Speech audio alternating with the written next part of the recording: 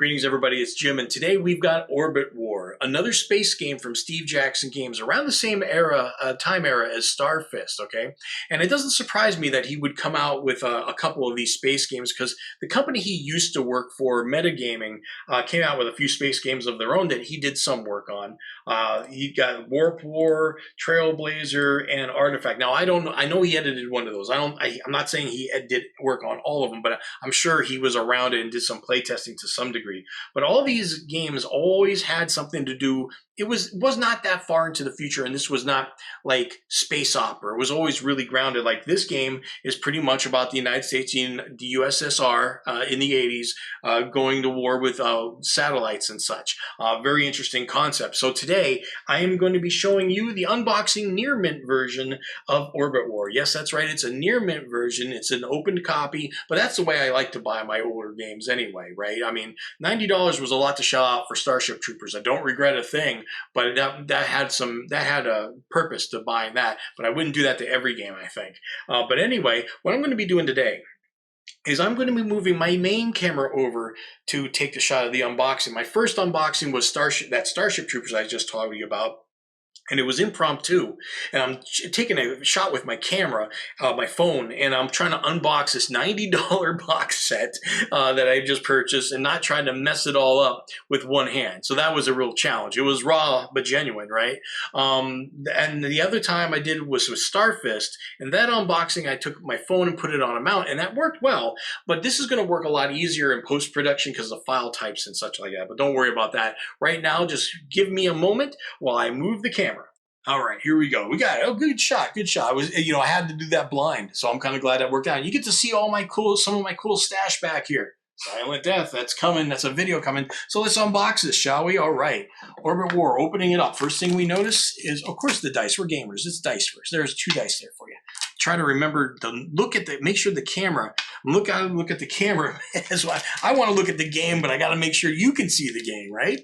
So let's take a look at these counters. Now, these counters they're all right. Like here's a basic counter right here. Basic thickness. I mean, it feels like a counter. Something about it feels a little bit, I mean, it's good. It's a good counter. I guess maybe I'm feeling like the Avalon Hill more cardboardy types. This is kind of like a more smooth cardboard, and it almost feels heathenistic. But we got the red ones too. Let's see what we pick out here. Okay, we got a HK in my hand right here. Hunter Killer. That's what HK's got to stand for, right? I think the first time I heard the term Hunter Killer in a game was Rick Loomis's Berserker, which I got to do a video on. That's a beautiful game. Okay, so here we have, this is the Earth, and the thing is, this bottom part and the top part, of course, the top part's what Russia gets to see, and this is where the United States gets to see, and this rotates. And when you see the board, you'll see how that affects gameplay. So here we have the rules of Orbit War. And as we can see here, there's advanced rules, so that's always nice to see. So you can play the basic game. I'm actually more of a fan of playing the basic game more than I ever have in my life. I mean, I've played so many games as a younger guy, I'm always wanting to jump into the advanced rules and not understanding the nuances that just the basics can have. Sometimes less is more. I got to tell you in gaming, I got to say. Unless you're playing a lot. So we got here's the counters, it's basic attack strength, defense strength, and movement, and nomenclature at the bottom. It's simple enough, nothing different. I already can get into combat on the second page, so that's interesting. Special Forces Infantry, I guess that's going to be, I don't know, you're going to be invading ships and boarding them and stuff. Shuttles, suicide nukes. I'm just leafing over this right now. We got advanced rules here with the space stations. So it's about right now about 12 pages of rules. 8 if you count just the basic rules. And of course, the first rule page or 2 doesn't even almost count because it's all the basics you already know, like the map. This is a map. This is the game. And the intro to the game, which you already read on the back of the box, so you wouldn't have picked it up in the first place, but it's something you gotta do.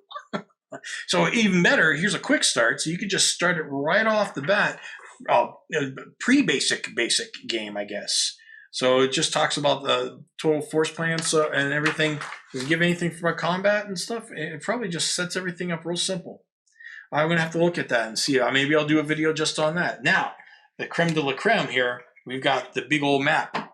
Nice mounted map board, of course. And here we go. Give me a second. There we be. All right, so that's Orbit War, and of course this goes right in the middle, I believe. That's kind of a weird counter. It doesn't punch out.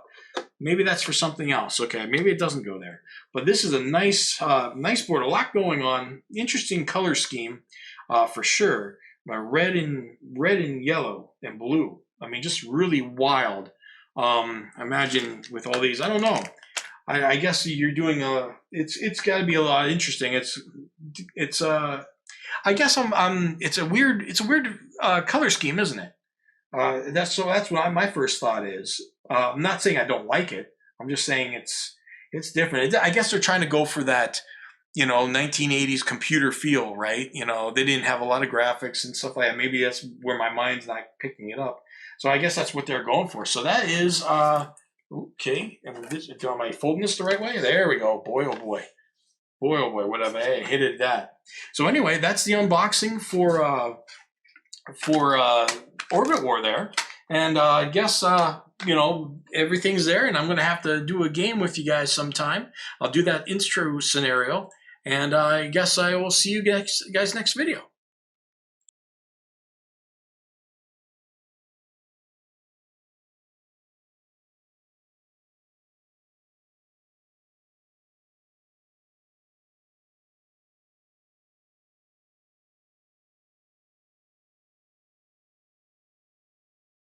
I think they've used this as Illuminati money, or they've done something else with them. Definitely has fallen apart over the years. That's okay. I mean, these things come apart pretty easily.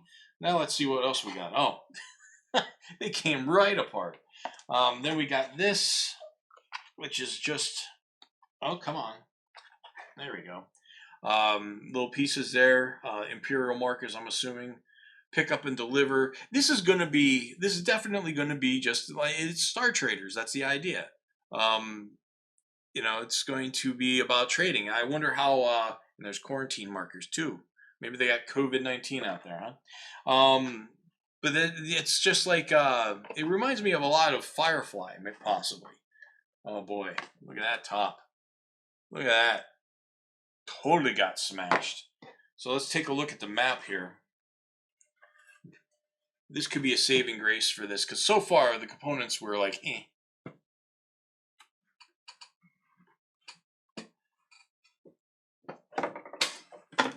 All right. So here we've got the map. I'm trying to make some sense here. Let me make some room here. See if I can make this happen. Excuse me for a second. There we go.